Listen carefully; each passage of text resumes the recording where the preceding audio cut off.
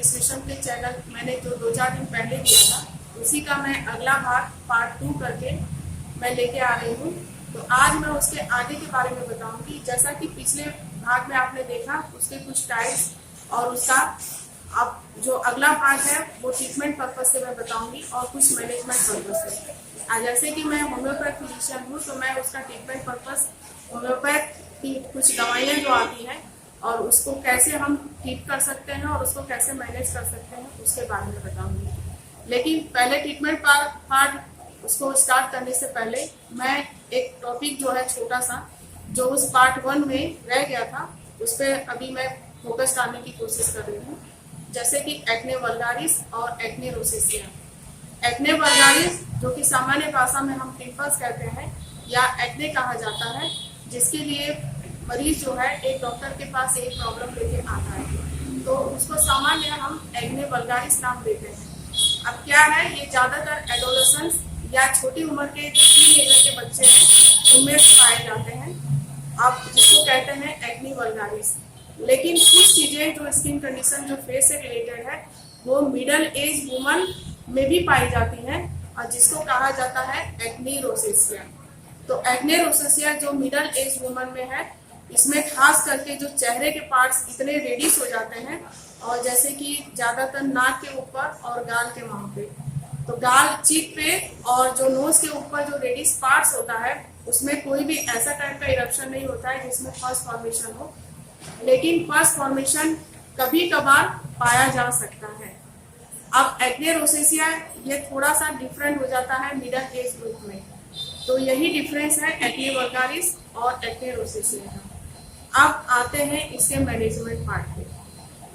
अब इसको हम पहले जैसे कहा जाता है कि prevention is better than cure, तो हम इसको कैसे प्रिवेंट कर सकते हैं। तो खास करके टीनेजर जो है बच्चे, तो उन लोगों को जो है जो एडोलेसेंस कहा जाता है उन लोगों को, उसमें इन लोगों को जो भी अगर ऑयली फेस है तो बार बार उनको चेहरे को धोना चाहिए। अगर बहुत ज्यादा स्वेटिंग हो रही है तो उसको बार बार धोना चाहिए। हर एक घर के मेंबर के सदस्यों का साबुन जो है वो थोड़ा अलग अलग रखें तो और अच्छा है।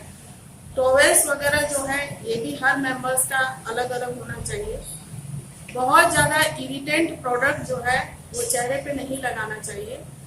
समय समय पर हमको बालों को शैम्पू करते रहना चाहिए और बालों को भी साफ रखना चाहिए ताकि हमारा ऑयलीपन कुछ कम हो जाए चेहरे पर का। उसके बाद जो है क्लींजर का इस्तेमाल कर सकते हैं। अगर बाय चांस अगर कोई भी चीज अगर हमको पिंपल्स वगैरह अगर चेहरे पे हो जाता है तो उसको बार बार खोदे नहीं, उसको अपनी तरह से उसको हील होने दे, क्योंकि बार बार खोदने पर वहाँ के चेहरे के भाग में स्कार पड़ जाता है और वो लाइफ लॉन्ग भी कभी कभी हो सकता है।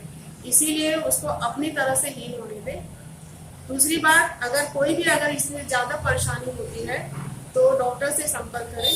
और खास एक और चीज है जो आजकल के प्रदूषण से रिलेटेड है, तो प्रदूषण में ज्यादातर मतलब अल्ट्रावायलेट रेज, सनलाइट या डायरेक्ट सनलाइट से हम बचें और ज्यादा धूल धक्कर या डस्ट वाले एरिया में न जाएं। अगर बाय चांस जाते भी हैं तो कुछ प्रिकॉशन रख के जाएं ताकि हमको इसमें बचे रहें, मतलब अपने चेहरे को बचा सके।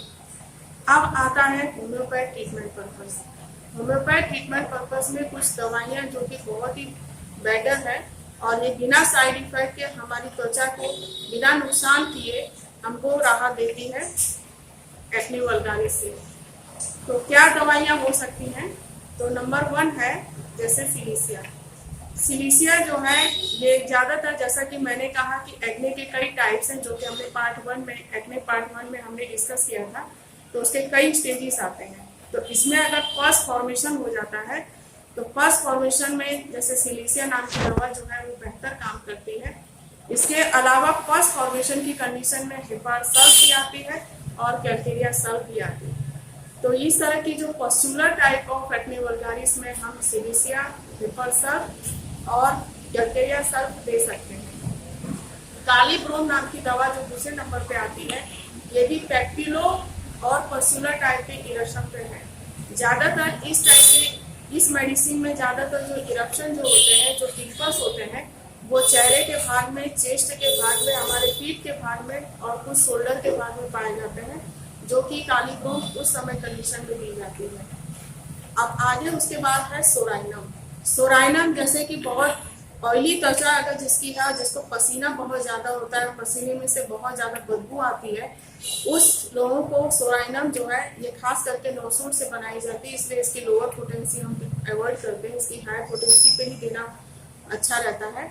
और ये बहुत ही वंडरफुल ड्रग है जिसकी त्वचा बहुत ज्यादा ऑयली रहती है। इसके आगे जो है मर्कसॉल। मर्कसॉल नाम की भी दवा जो है वो भी पिंपल्स में दी जाती है, लेकिन इसमें कुछ ये है कि जो कि उसको पेट से संबंधित अगर कोई परेशानी होती है, जैसे डिसेंट्री या डायरिया टाइप की कोई भी परेशानी बहुत ज़्यादा होती है और ये ठंडी और गर्मी दोनों में इफेक्ट होती है, इसीलिए ये दवा, और इसमें पसीना भी बहुत ज़्यादा होता है और पेट चूँकि गड़बड़ होने की वजह से उसको बार बार मुँह में छाले भी पड़ते हैं, अगर इस तरह की कंडीशन एक्ने वल्गारिस के साथ अगर हो तो हम मर्कसॉल देंगे। इसके बाद जो है सल्फर आयोड और यूजेनिया जेम्बोस। सल्फर आयोड और यूजेनिया जेम्बोस नाम की दवा जो है ये 30 पावर में या 200 पावर में हम दे सकते हैं, और ये कुछ जो टीन एजर के जो पर्सन है उस पर ज़्यादा इफेक्टिव है। तो इस तरह की जो दवाइयाँ हैं वो बहुत ज़रूरी है और ये बहुत ही वंडरफुल रिजल्ट देती है, बिना भी कोई नुकसान किए त्वचा पर हमारे फेस को इतना सपोर्ट करती है और फेयर कॉम्प्लेक्शन देती है। अब इसके अलावा भी कई दवाइयाँ हैं, जैसे सबसे महत्वपूर्ण दवाई है जो कि बर्बरिस एक्टिफोलियम। जैसा कि सभी लोग जानते हैं कि बर्बरिस एक्टिफोलियम मदर टिंचर फॉर्म में ये बहुत ही इफेक्टिव है। इसका डाइल्यूशन फॉर्म में भी आता है जिसको इंटरनली खाने के लिए दिया जाता है, और बर्बरिस एक्टिफोलियम मदर टिंचर इसको खाने के लिए और लगाने के लिए भी दिया जाता है। अब खाने के लिए जहाँ जरूरत पड़ती है तो उसको खाने के लिए भी दिया जाता है, लेकिन इसका महत्वपूर्ण उपयोग जो है, इसको अगर गुलाब जल के अंदर अगर ले के लगाया जाए तो हमारी फेयर को बहुत अच्छा लुक देती है, और जो पिंपल्स की वजह से जो चेहरे पे स्कार हो जाते हैं उस स्कार को भी वो हटाती है। और ये इतनी बढ़िया दवा है। और हमारी कॉस्मेटिक प्रोडक्ट की तरफ अगर हम चलते हैं तो कॉस्मेटिक प्रोडक्ट में भी कई ऐसी क्रीम होम्योपैथ में आते हैं, जैसे कि एक्वी केयर है, हम एक्वी प्लस दे सकते हैं, ग्लो केयर, इस तरह की कई दवाइयाँ जो आती हैं वो भी हमारी त्वचा को बहुत अच्छी तरह से क्रीम की तरह से हम यूज़ कर सकते हैं और ट्रीटमेंट की तरह से यूज़ कर सकते हैं। तो हमारा बस मानना यही है कि खास करके अगर ये टीनेजर के लोगों को है तो शुरुआत में ही अगर 2-4 पिंपल्स अगर हमें दिखता है तो हम उसी समय से ही कुछ मैनेजमेंट पार्ट अपनाएं, और उसके बाद अगर थोड़ा सा इससे कुछ ज़्यादा प्रॉब्लम होती है तो तुरंत डॉक्टर से संपर्क करके हम इस दवाइयों का सेवन करने के बाद हम इस चीज़ को जड़ से नाबूद कर सकते हैं और अपने चेहरे को बचा सकते हैं। इसीलिए मेरी बस यही गुजारिश है कि आप जो भी दवाइयाँ हैं ये सिर्फ जानकारी पर्पज से बनाया जाता है, आप बिना डॉक्टर की सलाह से कोई भी होम्योपैथ दवा का सेवन ना करें या कोई भी क्रीम अपने हिसाब से ना लगाएं, जरूर डॉक्टर से संपर्क करें। बाकी आप ये वीडियो अच्छे से देखें और पूरा देखें तो भरपूर जानकारी मिलेगी, और होम्योपैथ प्रिस्क्रिप्शन चैनल को सब्सक्राइब करने के लिए आप पूरा वीडियो चैनल देखें और इसको जरूर से सब्सक्राइब करें, लाइक करें और शेयर करें। Thank you.